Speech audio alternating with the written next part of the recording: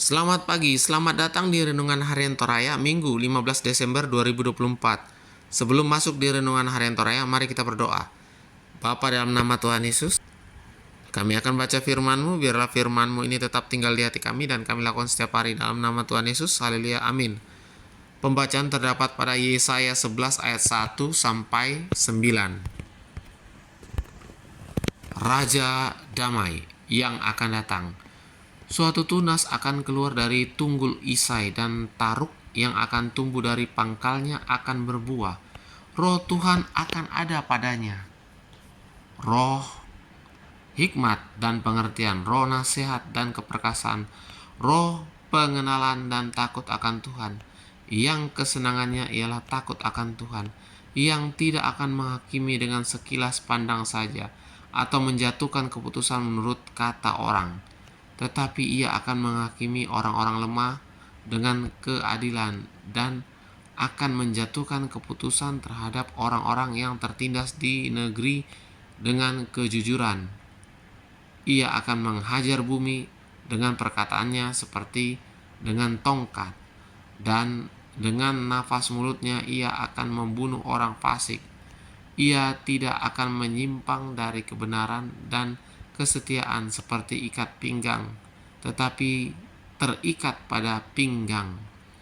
Serigala akan tinggal bersama domba, dan macan tutul akan berbaring di samping kambing. Anak lembu dan anak singa akan makan rumput bersama-sama, dan seorang anak kecil akan menggiringnya. Lembu dan beruang akan bersama-sama makan rumput, dan anaknya akan bersama-sama berbaring, sedang singa akan makan jerami seperti lembu. Anak yang menyusu akan bermain-main dengan liang ular tedung, dan anak yang cerai susu akan mengulurkan tangannya ke sarang ular beludak. Tidak ada yang akan berbuat jahat atau yang berlaku busuk di seluruh gunungku yang kudus, sebab seluruh bumi penuh dengan pengenalan akan Tuhan. Seperti air laut yang menutupi dasarnya, maka pada waktu itu taruk dari pangkal Isai akan berdiri sebagai panji-panji bagi bangsa-bangsa. Dia akan dicari oleh suku-suku bangsa, dan tempat kediamannya akan menjadi mulia. Amin, firman Tuhan. Tema hari ini adalah jalan lain menuju damai. Terdengar seperti utopia, bersifat hayal, tetapi itulah gambaran ideal dunia yang dijanjikan Allah, dan kita songsong iman damai di antara semua makhluk. Dunia yang damai seperti digambarkan dalam bacaan ini akan terwujud ketika Taruk dan Unggul Isai menjadi raja. Dalam sejarah Israel, memenuhan janji dan pengharapan Mesias dikaitkan dengan Daud dan keturunan. Karena itu Yesus Kristus kemudian diterima dan disebut sebagai anak Daud. Ketika Yesus Kristus telah datang sebagai Raja Damai, tetapi kedamaian sepenuhnya masih harus dinantikan pemulihannya. Sebagai pengikut Kristus, kita terpanggil untuk menyatakan tanda-tanda kerajaan itu agar terlihat pertumbuhan yang menuju kesempurnaan. Kita adalah bagian dari taruk yang tumbuh dari pangkal untuk menghasilkan buah.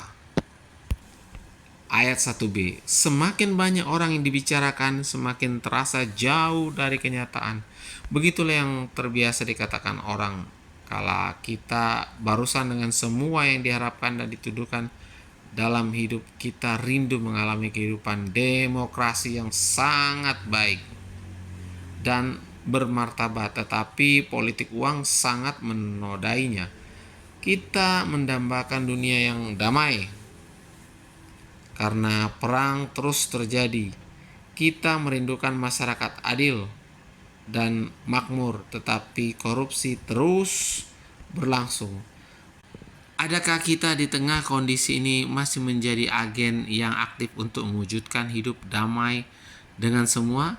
Kiranya Roh meneguhkan kita menjadi peacemaker, pencipta damai, dengan terus mencari dan menghidupi hikmat Roh, pengertian, nasihat, keperkasaan, pengenalan, dan takut akan Tuhan.